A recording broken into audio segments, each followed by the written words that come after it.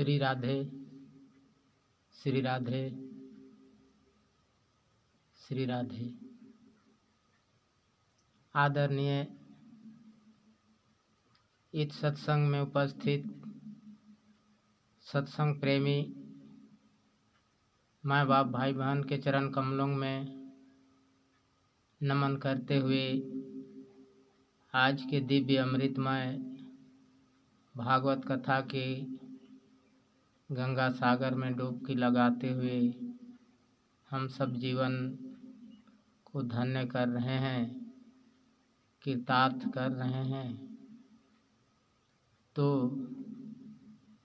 मैं अगला भगवान की परम स्तुति करते हुए भागवत में प्रवेश कर रहा हूँ।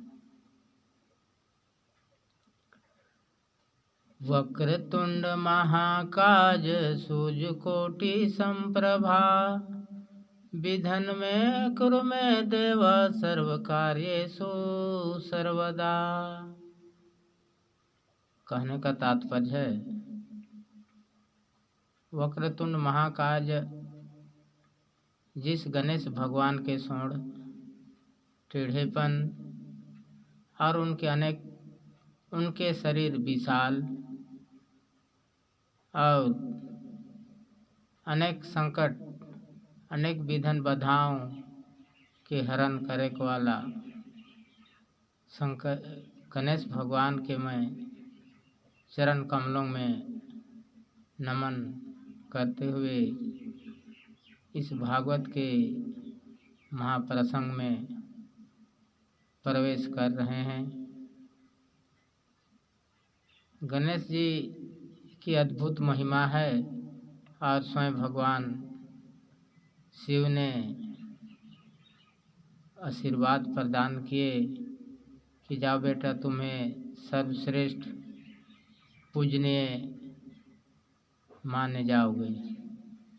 तो मैं गणेश भगवान के परम स्तुति करते हुए आज की भागवत कथा में गंगा में डुबकी लगाते हुए आज की प्रश्नोत्तरी में प्रवेश कर रहा हूँ। सबको मेरे ओर से हार्दिक अभिनंदन। सबके जय श्रीमन नारायण, जय श्री कृष्णा, जय श्री सीताराम, जय श्री राधे। आइए प्रश्नोत्तरी के प्रसंग में प्रवेश करते हैं।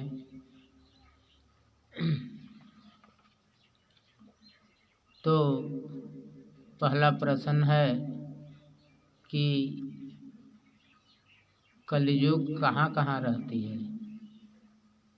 ये जो अभी चल रही है कलयुग की लीला कहाँ कहाँ रहती है, तो इनका उत्तर हम लोग चयन करते हैं, उत्तर निकालते हैं।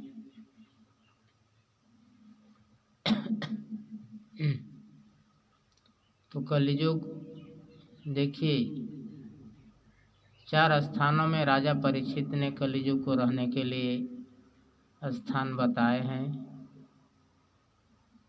उत्तम पानम स्त्रिया सोना, जहाँ जुआ होती है वहाँ कलयुग बैठ जाता है। आजकल देखने में मिलता है जुआ की खेल लड़कों में चलती है। जुआ खेलने से सर्वनाश की ओर ही रास्ता पकड़ती है। जिस तरह कौरव पांडवों ने जुआ खेलते हुए हारे गए, उसी प्रकार जुआ इनका एक मेन उद्देश्य है, इसे नहीं खेलना चाहिए। पानम माने पीने जैसे शराब पीने का वस्तु है जो नशा, वो है कलयुग, उसमें सवार हो जाती है। स्त्रियाँ सोना मतलब कि चरित्रहीन से गिरा औरत को समाज में से बहिष्कार किया जाता है। उसमें कलियुग का प्रकोप लागू हो जाता है। जैसे सोना में कलियुग बैठती है, जुआ में कलियुग बैठती है, शराब में कलियुग बैठती है, और मीट में कलियुग बैठती है। जहाँ जहाँ मांस मदिरा हो वहाँ बैठती है, और जहाँ पीने का चीज़ रहता है, शराब श्रवण करने का रहता, वहाँ कलियुग बैठती है। और सोने के मुकुट, जैसे जरासंध के मुकुट को राजा परीक्षित ने पहना तो उन्हें कलियुग सवार हो गई। और जुआ ताश में कलियुग आती है। इस तरह से कलियुग रहने के 4 कमरे राजा परीक्षित ने बताए। तो फिर हम लोग आगे चलते हैं।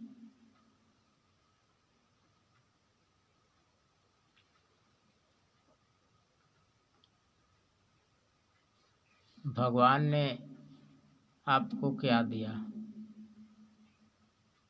ये समझने का बात है। भगवान ने हमें ये अनमोल शरीर प्रदान किए हैं। 84 लाख योनियों में से श्रेष्ठ योनि मनुष्य को माना गया है, जिसमें सर्व सामर्थ ईश्वर को भजने की सामर्थ है। 84 लाख योनियों में जैसे चींटी से लेकर हाथी तक, क्या यह भगवान का गुणगान कर सकता है, भगवान को याद कर सकता है? लेकिन मनुष्य में क्षमता है कि भगवान को याद करके भगवान के चरण कमलों में नमन करते हुए, नतमस्तक होते हुए भजन में, कीर्तन में और सत्संग में जुड़ सकता है। इसलिए मनुष्य का कीमत सब श्रेणियों में से उत्तम है, और भगवान हमें अनमोल समय देकर मनुष्य को ही प्रदान किए हैं। चलिए अगला प्रश्न फिर देखते हैं।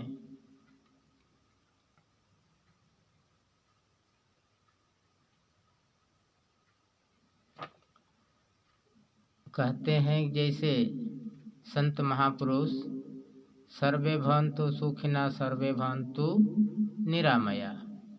मनुष्य को हर जीवों में दया, हर जीवों में प्रेम का भावना रखते हुए इस जगत से अपने आप को स्वच्छता की ओर ले जाना चाहिए।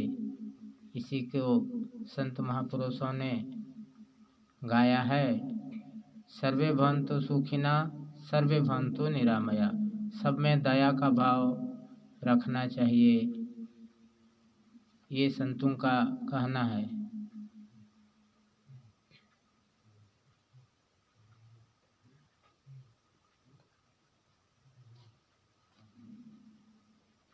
तो आगे की ओर चलते हैं प्रश्नोत्तरी में कि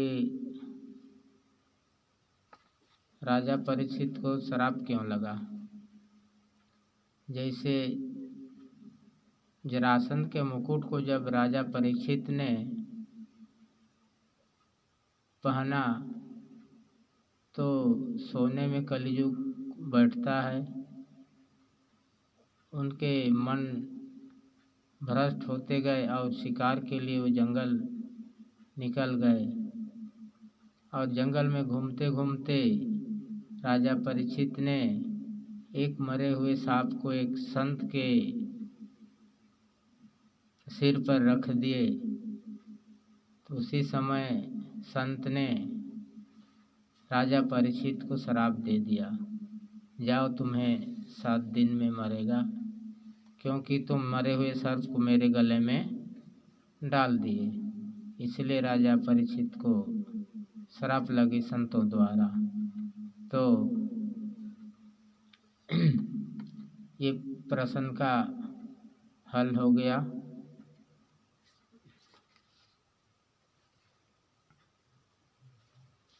फिर से प्रश्न खड़ा होता है कि जिंदगी में सबसे बड़ा धन किसको मानना चाहिए। तो मेरे हिसाब से सबसे बड़ा धन तो हम वही कहेंगे जो कि रुपया पैसा धन दौलत रहते हुए भी आदमी यदि दुखी महसूस कर रहा हो तो उसे हम बड़ा धन नहीं मानेंगे। और जिसके पास खाने पीने का सामग्री भी नहीं है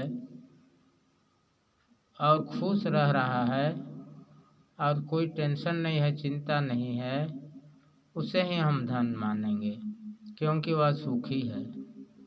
और जिनके पास अथाह भंडार है खाने के लिए फिर भी चैन से सो नहीं पा रहा है, नींद की गोलियां खानी पड़ रही है, तो हम इसे संतोष नहीं मान सकते हैं, इसे धन नहीं कह सकते।